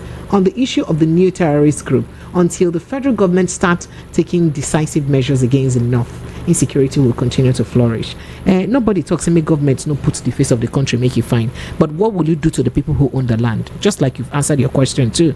Chooks from Ikorodu says, on the matter of insecurity, our northern brothers seem to be more interested in maintaining cordial relationship with their relatives in the Nigeria Republic than security. The army spokesman was lamenting that those living near our borders did not inform them promptly when these terrorists started entering the country. Oh, wow. Now those we live near the borders, now for inform them, Abi. Okay. That you sign peace accord does not mean that there must be peace. This is coming from Aberdeen. It says it is the commitment to preach peace. It doesn't mean he will guarantee peace. The guarantee of peace should be from the players of politics. The analysts in the studio speak all the time. Does it mean Nigeria has changed? No. They talk every day. Has Nigeria changed? No. Does it mean they will stop talking? No. So appreciate the fact that somebody volunteered to be preaching peace all the time. It doesn't matter whether the peace works or not. That's what they say. I should tell you people. Okay. Alice Well says, all is well says, I'm in Biafra, and therefore indigenous Mr. Chilaka, with due respect, anytime you are making comparison, never use IPOB to compare bandits, Boko Haram and their likes. No Igbo man takes pleasure in killing people. We are peaceful, progressive and hardworking. Please stop calling. So long as people are being killed in the southeast, exactly. So long as people are being asked to stay at home by either IPOB or Simon Ekpa or anybody, so long as there are people killing the economic life of the southeast, I will not stop talking about IPOB as a terrorist group. We need to get things cleared in our heads. Igbo land has never been like this before. We need to tell ourselves the truth. Something is wrong in Igbo land. Let the elders in Igbo land come out, speak up, and solve the problem of what is going on in Igbo land. A lot of Igbos cannot travel home anymore. They are scared of being kidnapped. They are scared of being killed. How did we get to this level? It is because we keep saying, don't say this, don't say this, don't say this. A lot is going on in Igbo land. We, all of us, must speak against it. If the problem of Igbo land is IPOB, let us criticize IPOB. Absolutely. If it is Simon Ekpa, let us criticize Simon Ekpa. We cannot keep quiet and allow the small thing we have developed in Igbo land to be ruined by a ragtag of individuals. In fact, somebody even made a video the other day. I think about 2 weeks ago. The day they declared their sit-at-home day. But the person went to Simon Ekpa's village in Ebonyi State to make video. Everybody came out. There were markets. There were activities were going on. But also in his village in Ebonyi State. Exactly. And then he was speaking and like, look, you guys just allow this guy to continue to deceive you and all of that. Look at his own village. Activities are on and people are moving about, but other places. He was now accusing the Olu people, how they tend to abide by the stupidity of what's going on, shutting down their own places and all of that. People really need to think and live out the way they embrace this thing with so much emotion and without thinking. It baffles me. This thing has happened for a very long time. It is not that right? Most of them don't understand, and because you and I can sit back to analyze what has happened in 1 year, 2 years, 3 years, and like look at Igbo land has never been this bad. Yes. How did it get so? And as we speak, if we don't call a spade, or look at the issues frontally, then we won't be able to solve the problem because it keeps getting worse. Good. What I'm trying to say is, when I said the point is that it's not that the people don't want to come out. We need to unveil the so-called unknown gunmen. The ones that have come out, they've killed them. So we need to know who are these unknown gunmen. Other people not to come out. We need to know. How would that continue? How can you have governors in the southeast and yet you have unknown gunmen? What is even the import of that? What's the utility of not saying don't come out on Monday or Tuesday or 2 days in a week? And then the governors will keep quiet. No. What's the import of that? You're killing the economy of the states. What do they want to gain by doing that? And this has become a tradition. If those people who are fighting for Biafra are serious and they want the federal government to reason with them, go and impose sit-at-home in Abuja. That is the right thing to do. Exactly. That is where you should do it. You're looking not the whole southeast. Whose livelihood is sustained on daily. All right. If they don't trade in a day, they won't eat. All right. So Amiche from Mafoluku says, thanks for the good job you guys are doing. Former head of state minus OBJ are only interested, heads of state minus OBJ are only interested in preserving their status, so they can't speak for the common man. Non-state actors get the support of and sympathy of many citizens because the failure in the center due to the discomfort with the people. Premier Tayodele always uses his position to speak the mind of common man, and there are few of them like that. May God save his life. That's what you said. And good evening, precious. Promise, Prince Chilaka, Mr. Ikene Obi. Any country that does not observe equity, fairness, and equality and justice amongst her component units cannot progress and move forward. Have a good night. Uku Sisi from Surrey sent in that. And Leo Taiwo says, I disagree with Mr. Ikene. Prophet Elijah is a great man of God. Most of the prophecies has come to pass. Before President Tinubu became president, he wanted a year to the election not to vote for him. He equally said the rice will get to 100k per bag. He said fear will get to 1,000 per liter. Lastly, he spoke about the health of the Major General Lagbaja, that he should pray, and more prophecies like that. And Tony from Mokota says, Precious and two guests in the studio, Ribadu and Oluremi should go and ask Gowon what his prayers have solved in the country so far. What his prayers have solved without work will never be answered, or prayers without work will never be answered. Take an example. If two people are fighting, yeah, you said a lot. You give us a scenario there. I appreciate you. Donald Trump never said he's going to deport all the blacks. He said illegal immigrants. Yes, I agree with you. It's not a fake news. Calm down, brother. Romeo from Ikondo. He said he would have the largest deportation in history. That's what he said. And a good evening, precious Prince Chilaka. You have made my day on your comment about peace and committee headed by former president, head of state Abdul Salami. I concur with you entirely. I love Prince Chilaka's voice. Okay, Emeka from Aberdeen sent that. And then the guest in the middle should be clear in his analysis regarding transgender or sex. Trump is completely right, though I do not like him. A child cannot commit a crime but can decide on his own gender. He said this is bonkers. See why sent that from UK. And Ike Chiku said, I still pity those of Nigerians who are still following and listening Nigerian pastors and prophets with the prophets. If Nigerian pastors and prophets are like Nigerian political class, they are not. You guys stop now. You could just be stopping now. I don't have strength to quarrel, please. Okay, good evening, ma. Please, what's the total package for the surgery? Chike, I don't know. So if you can reach me back, you can do me a WhatsApp message. Akuchir, if you can hear me, please let us know how much the total package for your surgery is, please. Somebody wants to know the total package, and let me see if I can get his contact so that even after this show I can reach him again for you, or I can send his details for you. So Akuchir, if you can hear me, somebody wants to know the total package for your surgery, please. Okay, moving on to more messages. Gillies Harry Hope says, right from the Oakland, California, if Elon Musk have the time to be the richest man in the world, but he cannot raise his own child, the blame should go on him, not to the society. Olivia in California, like he did, California Liberal government gave him $7 billion to invest in his Tesla and became who he is today. And he has moved to Texas so that he could not pay the taxes that they want here in California. And they couldn't take care, and he couldn't take care of his kids. Why is he blaming the world for it? I'm Obi from 7 and 8 says, Precious, help me ask the analysts if Trump has right to contest for another 4 years after he's done contesting. Would you like to answer that? Well, he's done contesting. And top of the evening, good evening to your analyst. Peace accord is a sign of lack of faith in INEC. That's one. Trump is a leader with heart and knows that what's right, unlike African rulers and leaders. That's what you said too.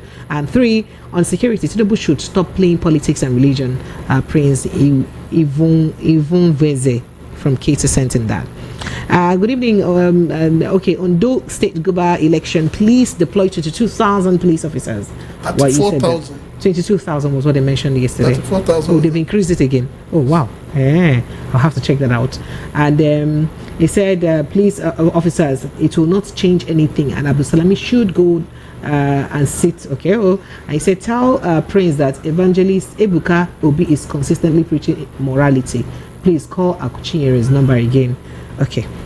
Akuchinyeri, I'll call your number again. Akuchinyeri, please do me a text message, a WhatsApp message, or text message. You can even do an SMS to this number.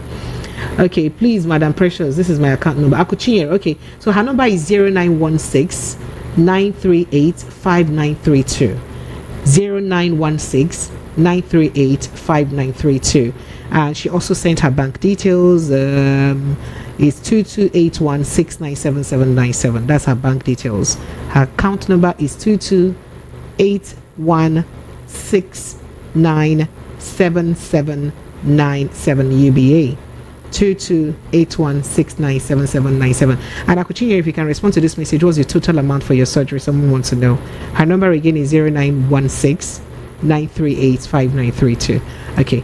All right. More messages here. This here, Jerry from Ikeja says, Tinubu is using military to terrorize the Easterners. All passengers will come down at every checkpoint, raising their hands up. And you said a lot. I said the checkpoints, I counted 7 military checkpoints from Aba to Onitsha and only 9 military checkpoints from Asaba to Lagos. Okay, that's what you said. But those military checkpoints have also helped. I don't know if you saw a video making the round recently on social media where somebody said somewhere in Oji River area that they were all laid flat by bandits, but for the swift intervention of military close by, and they were able to rescue them from those bandits instantly. So that means there'll be some gains. We're not against it, but what we're against is the militarization of the southeast. You don't even need to have people. See, the security has gone beyond blocking the roads with stick and tire and everything. What is wrong with having vehicles, cars, military cars, police cars with personnel? What is wrong with that? All right, thank you. All right, Rita from Agopala says, good evening, amiable ladies and gentlemen, and the lady and gentlemen in the studio. My opinion this evening is that since the electoral bodies INEC can't conduct a credible election in Nigeria, why don't we employ those set of people that conducted the election in the US? The way the election went, free and fair, no killing, no stealing, no ballot box. They said they snatched small something, no policemen, and everything went well. And then someone says, defending men of God in Nigeria is like defending a ruling party. I will not call the name. Destiny from Moshe sent in that. Pretty precious. For those who are saying that Africans in abroad should go back, I want to let them know that if all Nigerians in US come back to Nigeria, nothing will change. As long as we have all these politicians in government. Obaino from Puerto Rico sent in them. That's Puerto Rico, a beautiful country. Good evening, Precious and you guys. Please, you are my brother from the south. You should not blame the people there. Please blame the governors who cannot protect their people. Life has no duplicates. Once a person dies, that is the end of it. Chikizie from Agopala sent in that. And Prince Francis Chilaka and Mr. Kenobi in the studio. Thank you for all you do. Precious, please. That's lady who solicited. Oh, the one for surgery. People have started. You want to now use this place to turn to. I announced your own once. It's gone. I'm announcing hers once, and it's gone. You guys don't turn my shoe to soliciting a fund, please. I understand things are hard, but please, let's try to maintain decorum. American election has come and gone. No Nigerian observer visited US. No police, no soldiers in the streets. 3,432 foreign observers is to monitor Ondo State election. 32,000 police on ground. Osumio. Okay. I thought they said some INEC officials went to the US. Okay. Because this picture has been trending. All right. Hello, good evening and welcome to observe the election. Hello, good evening and welcome. Hello, good evening. Yes, welcome. Your network is not good. Apologies. So the next, let me just settle to reading my messages. Okay. All right. Thank you.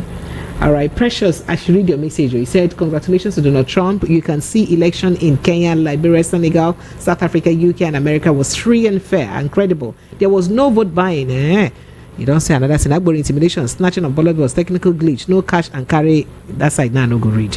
But when you now not read that side, I don't know why you keep trying hard to make me read it. Hello, good evening and welcome. Hello, good evening. Good evening. You're welcome. Yes, please. This is VOP. I'm sorry. You're what? I'm very happy to be connected tonight. Thank you. We're very happy to have you connected too, or have you connect. Sister Precious, you are very great. You are still very great. Thank you. Gracias. Your speakers are very wonderful. Oh, thank you. What I want to say, I contribute is, before I used to think that they are not good for us, they are not fighting for us. But for this that happened in the Imo State about the IDC, I think they are helping us in some way. If not IPOP, they could have destroy that moreover in the state. So I sometimes look at their work as very helpful, because without them, maybe something would have been a different thing. All right, thank you. So we should not blame them sometimes. Thank you so much. I appreciate you. All right. Okay. So this message here says, my name is Angel Perenga from Alagbado. A pastor is expressing how he feels about the situation of the country, and Guru Maharaji is telling him not to say the realities. But Guru Maharaji forgot that Prophet Elijah in the Bible always tell the king whatever God tells him, and the king always obeys it.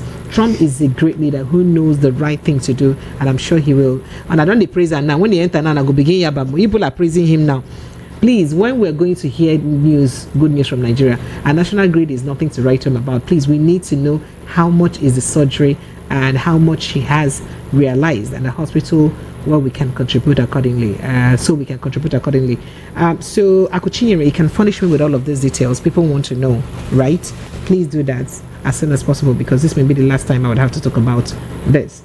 Uche Chuku from Ejigbo says, yes, Mwike is really feeling like a god. He reminds me of once ruler called Nebuchadnezzar on the Lord's punishment on him. Thank you so much. Okay. All right. Let's take a quick breather. When we return, in fact, let's use this video to take the breather, because there is this young man, Mr. Kenobi, I don't know if you saw this young man from Nigeria whom was caught communicating with a minor, and it became a big deal. Well, he tried to deny it. He said that he didn't have any ulterior motive, but at the end of the day, he may be deported. So a lot of people have been saying that, there's something they said that is the reason, and all that.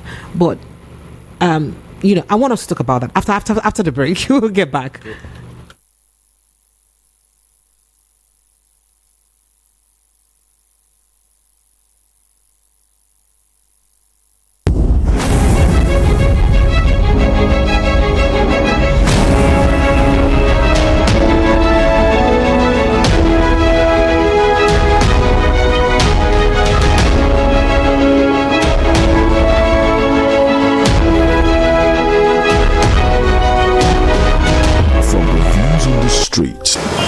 To bed empty hunger. To the blaring horns of a hustling city, the loudest voices of the common man got a medium to be heard. This particular administration, they were coming unprepared. It's not a bad thing to renovate the president's lodge. Through top-notch programming, unbiased reportage of news, sports, business, entertainment, and cultural documentaries, Voice of the People 90.3 FM became a symbol for 21st century media.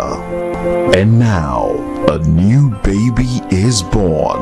Voice of the People Television, VOP TV, youthful, full of vigor and pressure for excellence in the continent's media space, exposing the wrongs, applauding the rights, dissecting the news without fear or favor, through factual and accurate stories and contents. Corruption kills three things that makes a society. Representing the interests of the people and giving them a voice. Voice of the People TV is here to stay towards building a fair society. VOP TV, Voice of the People Television, truly a voice for the people.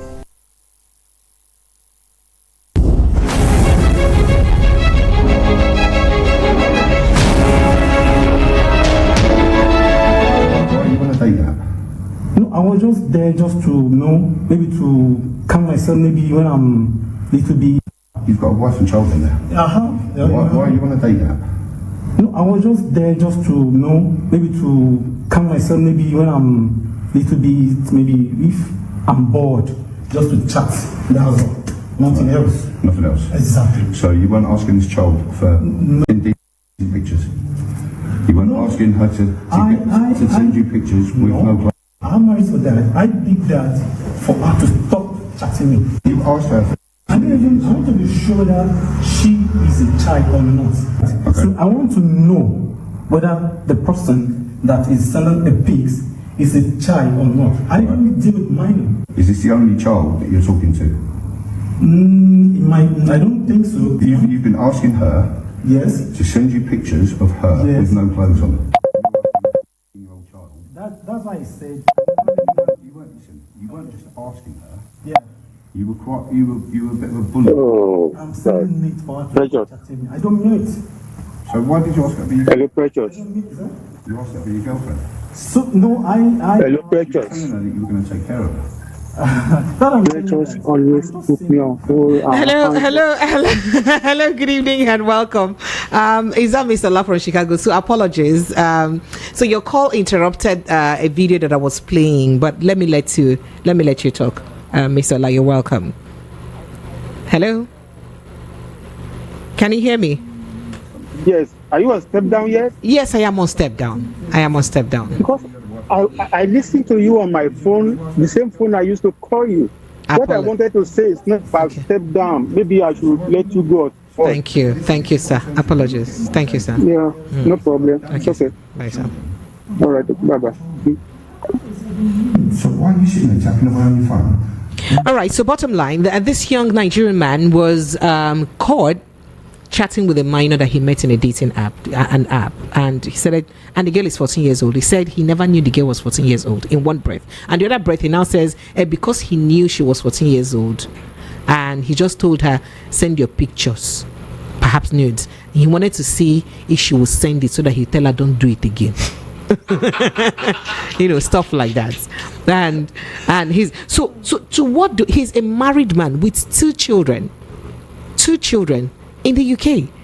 So to what do we attribute this guy? Now, this is not the first Nigerian, not the second, to get into this trap. Yeah. Okay. So what do we attribute this to? Okay. So not taking this too serious because it's a step down conversation. And what should we learn from this so that people don't get a fall victim of this in future? First and foremost, unfortunately for him, he picked up a very, very, very bad sexual orientation. That's one. Oh, you think so? That's what it is. Two, if you go into another country, the first thing you're going to, before you even go, you have to do research of their laws. Look at their laws, look at their do's and don'ts and all. And that's one thing I like. Is it lawful in Nigeria to date a young girl? It's not. But it's also not a problem in the sense that the laws are not active. So that means our young ladies are in trouble in this country. The Oyibo people that looked at every other institution that can impede on human behavior to either catch them and make them pay. The legal positivistic law has been very effective to say, okay, this is encoded law. We are no longer begging you to do the right thing or do the wrong thing.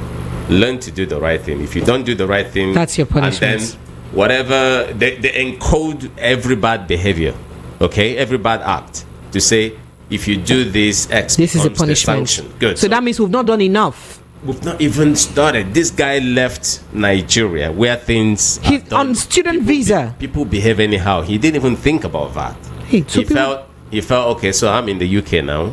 I'm part of the society. He said he was chatting her that he does that when he's bored. And then he was chatting her because he was bored. But he has a wife in the house. He also thought that doing it online, nobody would know him. He could hide. He could. Exactly. These people, they don't think properly. But you're a student there. How come your school did not let you know that your education... before, right? If you're going to Rome, they say you become the Romans. You behave like Rome. Behave like the Romans. But people these days carry village and get into Rome and villagize Rome as it is. So this guy didn't quite learn anything. All right. And it's just his bad behavior that has just caught up with him. Thank you, There's Prince nothing he's going to say that will exonerate him, because whatever Otilo like this, they've already arrested him. He will serve his time and then he goes back to his country. No, all right, go ahead. For please. me, I just believe he's a pedophile. There is no doubt about it. Coming from a country like Kane just said, where nothing works, where there's no protection for the children, where children have. Nigeria is a country where minors are being tried for treasonable felony and all of that. Nigeria is a country where you have serving senators also getting married to. But even your attorney general has said that there's nothing wrong with the minor facing trial now. No problem. Minor facing trial is not the problem. Which court did they take them to? They were supposed to go to juvenile court. There's a juvenile court. Exactly. You know, but the point I'm trying to make here is that Nigeria is a country where there are no laws protecting children, minors.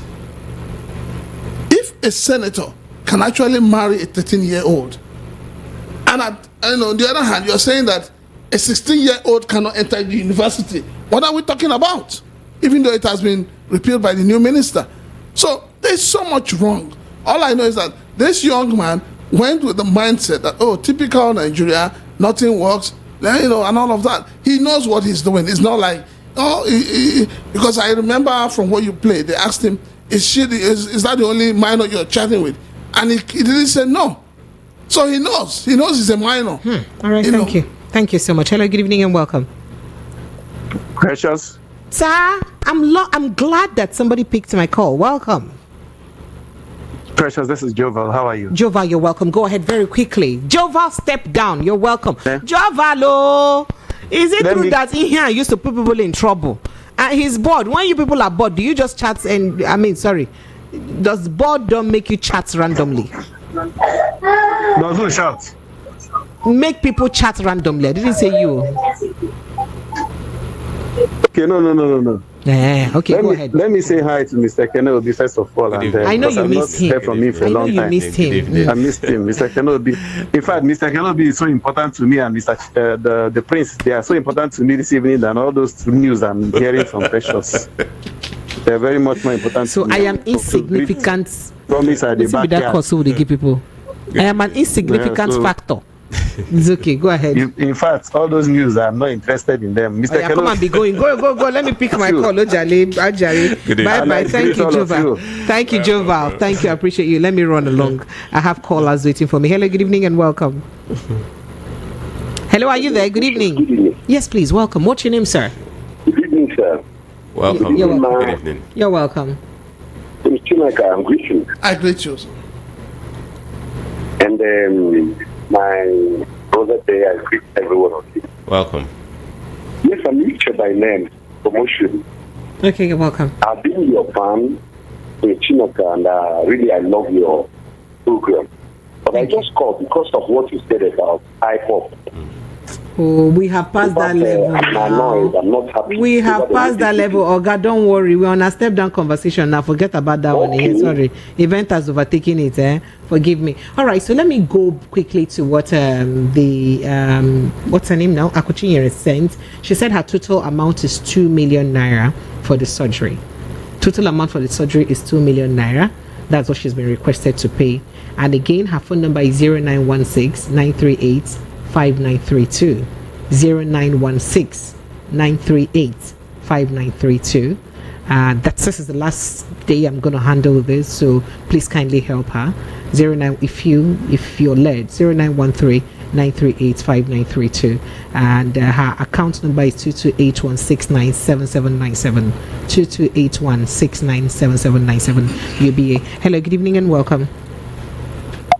Hello, good evening. Good evening, Precious. Yes, please, you're welcome. Yeah, this is C2 calling for free transfer. C2, we're on step down conversation. Go ahead, sir. I know, please, can I digress a little bit? No, you cannot digress in Jesus' name, my brother. Sorry.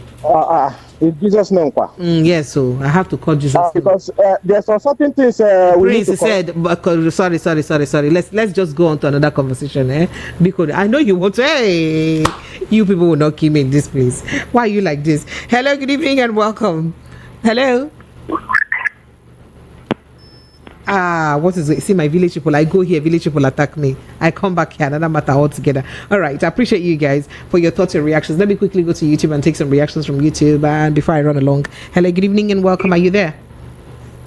Okay, good evening, Precious. Yes, please, welcome. What's your name? Where are you calling from, sir? My name is Samuel, calling from Isiago. You're welcome. From Isiago? Yeah, I want to complain about what they have just said about IPOP.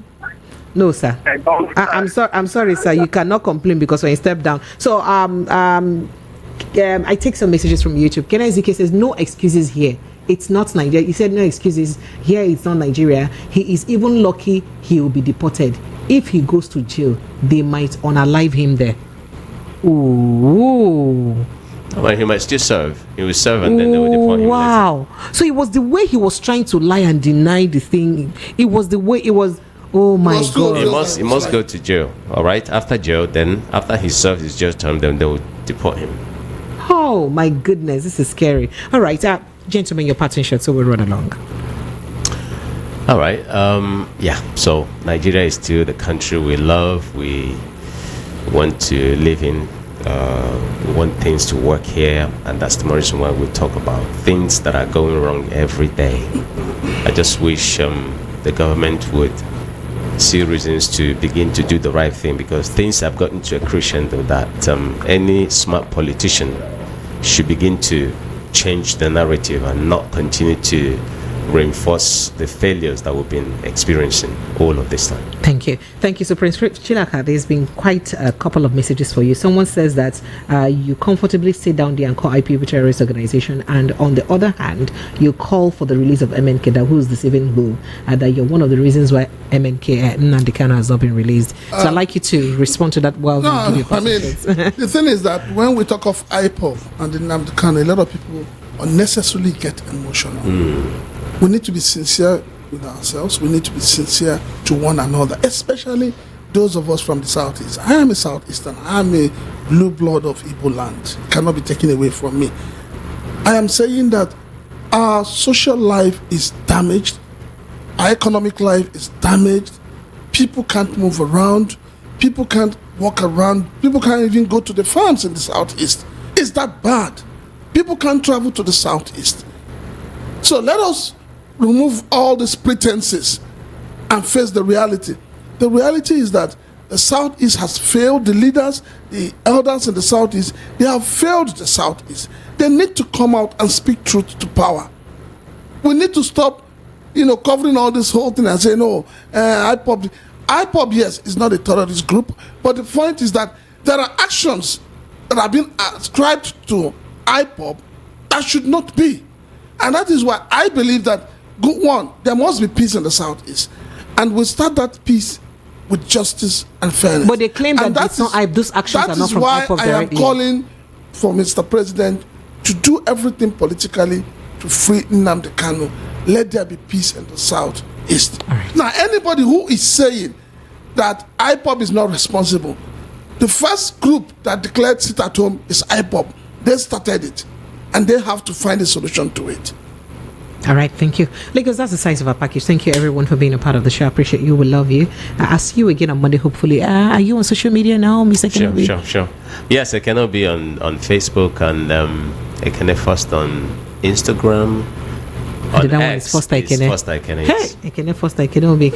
Okay, Prince Francis Chilaka across the social media platforms. My name is Precious Enyi, and for somebody who wanted to reach me that said he had something to send to me, you can do it via email at preciousenyitv@gmail.com.